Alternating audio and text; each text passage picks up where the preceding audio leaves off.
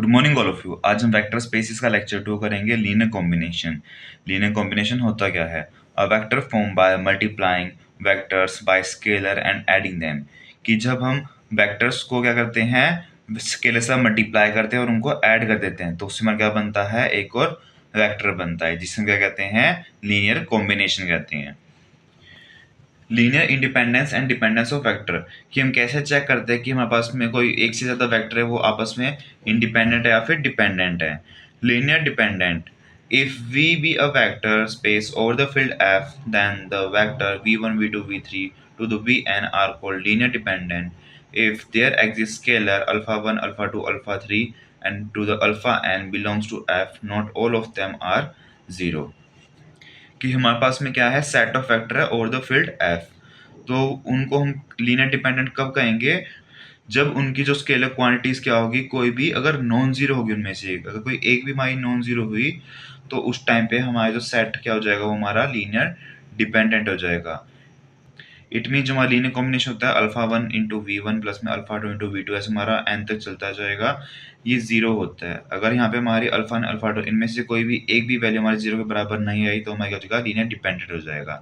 अगर हमारी ये सारी वैल्यू जीरो आ गई, आर जीरो, तो फिर जो हमारा vector over the field F है ये हमारा क्या हो जाएगा, लीनियर डिपेंडेंट हो जाएगा। अगर हम पेपर में चेक करना कि हमारा जो आंसर है सही है या नहीं है, तो हम क्या कर सकते हैं, इससे हमारे यहाँ पे वेक्टर की इक्वेशन फॉर्म होएगी। हम उन इक्वेशन से मैट्रिक्स बनाएंगे। अगर उस मैट्रिक्स का डिटर्मिनेंट जीरो आ गया तो वो हमारी लीनियर डिपेंडेंट हो जाएगी। अगर हमारा उसका डिटर्मिनेंट जीरो नहीं आया तो वो हमारी लीनियर इंडिपेंडेंट हो जाएगी। तो हमारा क्वेश्चन क्या है, are the vector 2 1 1 2 0 -1 4 2 1 linear dependent. हमें बताना है कि जो हमारे वेक्टर है हमारा लीनियर डिपेंडेंट है या फिर नहीं है। तो सबसे पहले हम क्या करेंगे, हम इसको लीनियर कॉम्बिनेशन इसका फाइंड आउट कर लेंगे। तो हम क्या लिखेंगे, k1 इंटू वी वन, हम इसको लेट करेंगे, हमारा v1 है, ये हमारा v2 और ये हमारा v3, हम क्या कर लेंगे, हम लेट कर लेंगे। प्लस में k2 v2 plus k3 v3 equal to zero होगा हमारा ये। अब हम क्या करें, यहाँ पे हम इनकी वैल्यू को पुट कर देंगे। k1 मल्टीप्लाई बाय में 2 1 1 plus k2 into 2 0 -1 plus k3 into 4 2 1 equal to 0 0 0 हो जाएगी। इसमें वेक्टर, एक वेक्टर हमारे पास कितने एलिमेंट्स है, 3 है। अब हम क्या करेंगे, हम इसको अंदर मल्टीप्लाई कर देंगे तो हमारे पास में क्या आ जाएगा, 2k1 k1 k1 plus 2k2 0 minus k2 plus 4k3 2k3 and k3 equal to 0 0 0। अब हम क्या करेंगे, हम यहाँ पे फर्स्ट को अलग कर लेंगे और फिर यहाँ पे सेकंड से अलग कर लेंगे, फिर हम थर्ड को अलग कर लेंगे। यहाँ पे हमारे इसके, क्योंकि हमारी इस सेपरेशन किससे, हमारे कोमा से सेपरेशन है, जो कि हमारे पे प्लस से सेपरेशन है। तो इनको अलग करें तो बस में क्या आ जाएगा, 2k1 plus 2k2 plus 4k3 coma k1, ये जीरो है हमारा तो हमें इसे लिखने की जरूरत नहीं है, plus 2k3 comma k1 minus k2 plus k3 equal to 0 0 0। It means इसकी वैल्यू जीरो है, इसकी वैल्यू जीरो, इसकी वैल्यू क्या है, जीरो है। तो यहाँ से हमारी 3 इक्वेशन बन जाएगी। इस सब में हमारा क्या आ रहा है, 2 कॉमन आ रहा है, तो 2 कॉमन हम उसको साइड्स को डिवाइड मिल जाएंगे तो 0.2 की वैल्यू आ जाएगी, जीरो हो जाएगी। तो हमारी फर्स्ट इक्वेशन क्या बन जाएगी, k1 plus k2 plus 2k3 equal to zero, ये हमारी इक्वेशन ए हो जाएगी। सेकेंड इक्वेशन क्या बन जाएगी, k1 plus 2k3 equal to zero. और थर्ड इक्वेशन हमारी क्या बन जाएगी, k1 minus k2 plus k3 equal to zero, हमारी थर्ड इक्वेशन बन गई। अब हम यहाँ से k1 k2 और k3 की वैल्यू को फाइंड आउट करेंगे। तो हम क्या कर सकते हैं, यहाँ पे a minus B find out करेंगे। तो हम a को b में से माइनस से, तो हमारे पास क्या आ जाएगा, k1 plus k2 plus 2k3 minus k1 minus 2k3 equal to zero minus 0 आ जाएगा। तो इससे हमारा ये कैंसिल हो जाएगा और इससे हमारा ये कैंसिल हो जाएगा। तो यहाँ से हमारी K2 की वैल्यू क्या आ जाएगी, 0 आ जाएगी। अभी जो हमारी बी इक्वेशन थी, बी इक्वेशन से हमारा यहाँ पे क्या आ जाएगी, K1 की वैल्यू आ जाएगी। तो हमारी K1 की वैल्यू क्या आ जाएगी, -2K3 आ जाएगी। अभी हम क्या करेंगे, put value of K1 and K2 in equation number C. हम सी के क्या करेंगे, इन दोनों की वैल्यू को पुट कर देंगे। तो हमारी इक्वेशन क्या बन जाएगी, -2K3 -0 plus K3 equal to 0। तो यहाँ से हमारी K3 की वैल्यू क्या आ जाएगी, 0 आ जाएगी। अब यहाँ पे K3 की वैल्यू को हम बी के अंदर पुट करेंगे तो यहाँ से हमारी K1 की वैल्यू क्या आ जाएगी, 0 आ जाएगी। इट मीन्स तीनों की वैल्यू क्या आ गई हमारे पास में, 0 आ गई है। तो हमारा क्या आएगा, K1 equal to K2 equal to में K3 और ये तीनों हमारे क्या है, 0 है। तो हम क्या कह सकते हैं कि जो हमारी V1 V2 V3 क्या है, लीनियर इंडिपेंडेंट है। तो हम क्या कह सकते हैं कि जो हमारे वेक्टर 1 वेक्टर 2 वेक्टर 3 है, ये तीनों हमारे क्या है, लीनियर इंडिपेंडेंट है। क्योंकि यहाँ पे हमारे K1 K2 K3 वैल्यू क्या है, सबकी वैल्यू 0 आई है। अगर हम इसको क्रॉस वेरीफाई करना तो हम कैसे कर सकते हैं, हम इस पॉइंट पे क्या करेंगे, यहाँ पे मैट्रिक्स क्रिएट करेंगे ए और इसका डिटरमिनेंट हमारा क्या आएगा, 0 के बराबर नहीं आएगा। इट मीन्स ये हमारी क्या हो जाएगी, लीनियर इंडिपेंडेंट हो जाएगी। हम इसको चेक कर सकते हैं, बट अकॉर्डिंग टू सिलेबस हमें ऐसे इसको फाइंड आउट करना पड़ेगा, ना कि मैट्रिक्स मेथड से।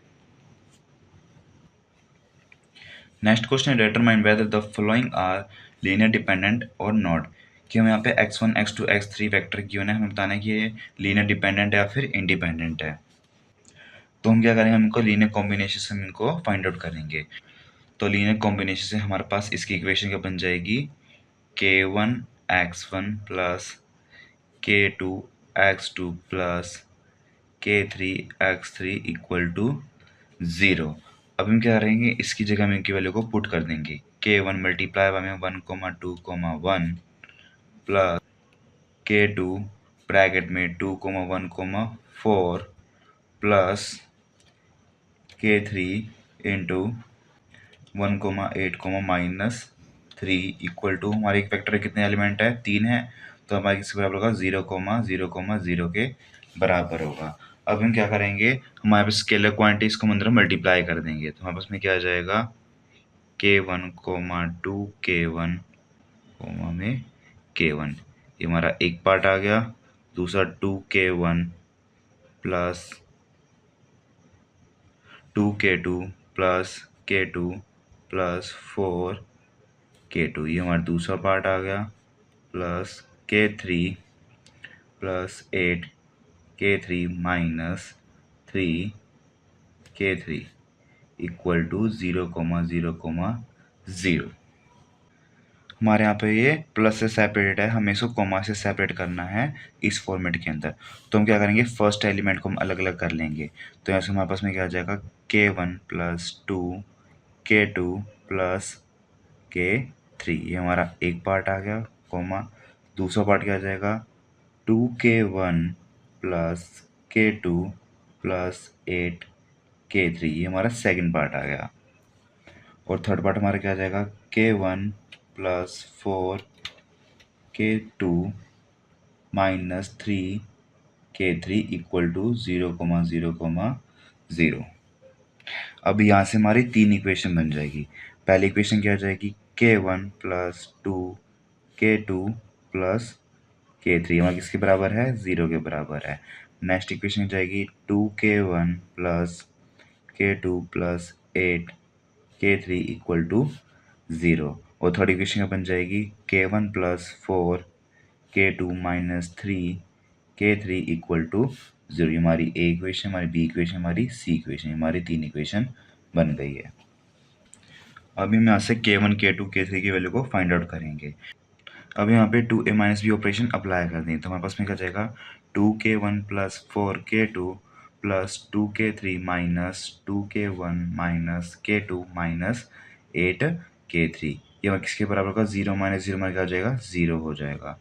तो यहाँ से हमारा ये दोनों कैंसिल आउट हो जाएंगे और हमारे यहाँ पे आंसर क्या आ जाएगा, 4K2 माइनस K2 क्या हो जाएगा, 3K2 and then plus 2K3 minus 8K3, हमारे उसमें क्या आ जाएगा, -6 K3 इक्वल टू 0 आ जाएगा। यहाँ से हमारे पास में K2 की वैल्यू क्या आ जाएगी, 2K3 आ जाएगी।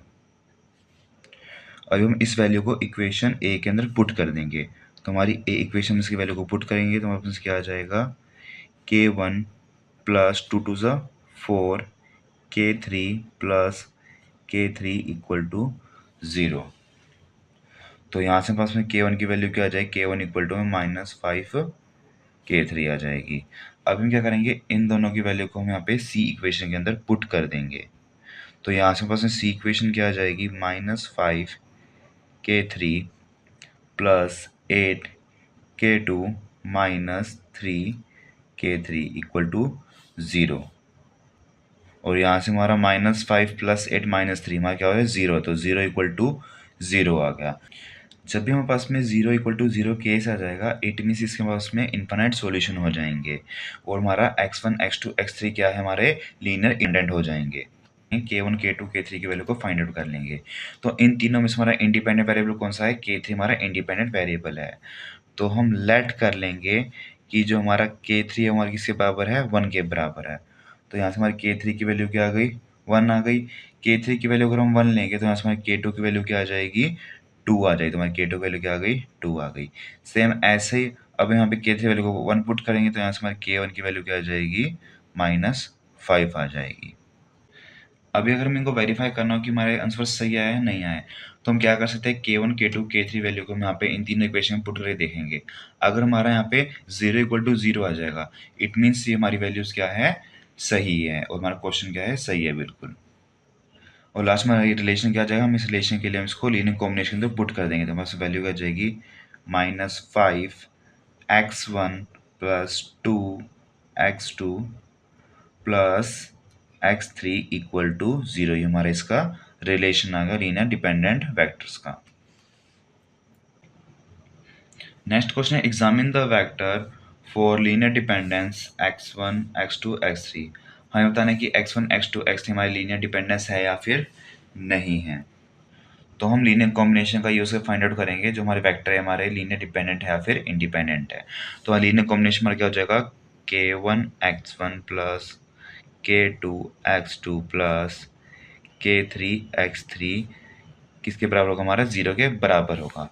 अब यहाँ पे x1 x2 x3 यहाँ पे वैल्यू पुट कर देंगे तो हमारा क्या जाएगा, K1 3, 1, -4 plus K2 2, 2, -3 plus K3 0, -4, 1 equal to 0, 0, 0, क्योंकि हमारे वेक्टर में कितने एलिमेंट है, 3 है।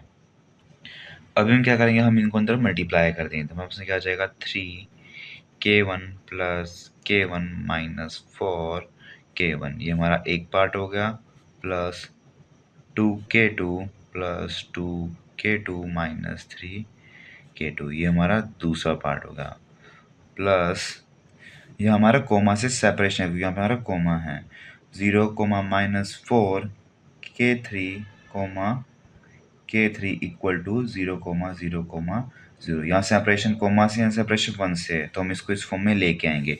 तो हम फर्स्ट को एक साथ कर लेंगे तो हमारे यहाँ पे इक्वेशन बन जाएगी 3K1 प्लस 2K2 ये हमारा एक पार्ट हो गया, कोमा दूसरा पार्ट हमारा क्या हो जाएगा, K1 प्लस 2K2 -4K3 ये हमारा दूसरा पार्ट हो गया कोमा में, और थर्ड पार्ट हमारा क्या हो जाएगा, -4K1 -3K2 plus K3 equal to 0, 0, 0। अब यहाँ से हमारी तीन इक्वेशन बन जाएगी, इसकी वैल्यू 0 है, इसकी वैल्यू 0 है, इसकी वैल्यू 0 है। तो यहाँ से यहाँ पे तीन इक्वेशन हम फॉर्म कर लेंगे। तो तीन इक्वेशन क्या बन जाएगी, 3K1 plus 2K2 equal to 0, K1 plus 2K2 -4K3 equal to 0, और थर्ड इक्वेशन बन जाएगी -4K1 -3K2 plus K3 equal to 0। ये हमारी ए इक्वेशन है, ये बी एंड ये सी हो जाएगी। अब हम क्या करेंगे, K1 K2 K3 की वैल्यू को फाइंड आउट करेंगे। तो जो हमारी ए इक्वेशन है, इस इक्वेशन से हमारे यहाँ पे K2 की वैल्यू क्या आ जाएगी, K2 इक्वल टू में -3/2 K1 यहाँ से हमारी डेट वैल्यू आ जाएगी, और इसको हम क्या लिख सकते हैं, -1.5 K1 लिख सकते हैं। अब हम क्या करेंगे, हमारी जो बी इक्वेशन थी हम इसके अंदर ए की वैल्यू को पुट कर देंगे, तो हमारे पास में ये क्या बन जाएगी, K1 -3 K1 -4 K3 equal to 0। इसको हम यहाँ से सिंप्लीफाई करेंगे यहाँ से, तो यहाँ से हमारे K1 की वैल्यू आ जाएगी -2 K3 आ जाएगी। अब हम यहाँ पे K1 और K2 की वैल्यू को सी इक्वेशन के अंदर यहाँ पे हम पुट कर देंगे, तो यहाँ पे हमारे पास में क्या आ जाएगा, 8 K3 -9 K3। हमने क्या किया, इसकी वैल्यू यहाँ पुट की और K1 की वैल्यू को हमने यहाँ पे इसके अंदर पुट कर दिया, तो यहाँ से हमारे पास में K2 की वैल्यू आ गई, प्लस K3 इक्वल टू 0। यहाँ पास में 0 इक्वल टू 0 बन रहा है। तो हम क्या कह सकते हैं कि जो हमारा x1 x2 x3 है ये हमारे क्या है, लीनियर डिपेंडेंट वेक्टर है, और इनके हमारे पास क्या होंगे, इनफाइनाइट सॉल्यूशन होंगे। तो हम क्या करेंगे, जो हमारा इंडिपेंडेंट वेरिएबल होगा हम उसकी वैल्यू को लेट कर लेंगे। तो यहाँ पे जो हमारा K2 हमारा K1 पे डिपेंड कर रहा है, K1 हमारा K3 पे डिपेंड कर रहा है, तो हमें इंडिपेंडेंट वेरिएबल हमारा क्या हो जाएगा, K3 हो जाएगा। तो हम लेट क्या कर लेंगे कि जो हमारी K3 की वैल्यू क्या है, हमारी 1 है, तो यहाँ से हमारी K3 की वैल्यू 1 आ गई। हम यहाँ पे K3 वैल्यू को पुट करेंगे, तो यहाँ से हमारी K1 की वैल्यू क्या हो जाएगी, -2 आ जाएगी, और यहाँ पे हम K1 की वैल्यू को पुट करेंगे -2, तो यहाँ से हमारी K2 की वैल्यू क्या आ जाएगी, 3 आ जाएगी। अब हम क्या कर सकते हैं, K1 K2 K3 वैल्यू को इन तीनों इक्वेशन ला के चेक कर सकते हैं कि जो हमारा आंसर आया वो हमारा सही आया या फिर नहीं आया। अगर हमारी इक्वेशन को हमारा सेटिस्फाई कर जाते हैं, इट मीन्स हमारा आंसर क्या है, सही है। तो हमारे पास में इन वेक्टर के बीच में रिलेशन क्या आ जाएगा, हम यहाँ पे K1 K2 K3 वैल्यू यहाँ पे लीनियर कॉम्बिनेशन फॉर्मूला के अंदर हम उनकी वैल्यू को पुट कर देंगे, तो हमारे यहाँ पे क्या बन जाएगा relation, -2x1 + 3x2 + x3 equal to 0, ये हमारा रिलेशन आ जाएगा। Thanks for watching. If you have any doubt, you can comment down in the comment box. Thank you.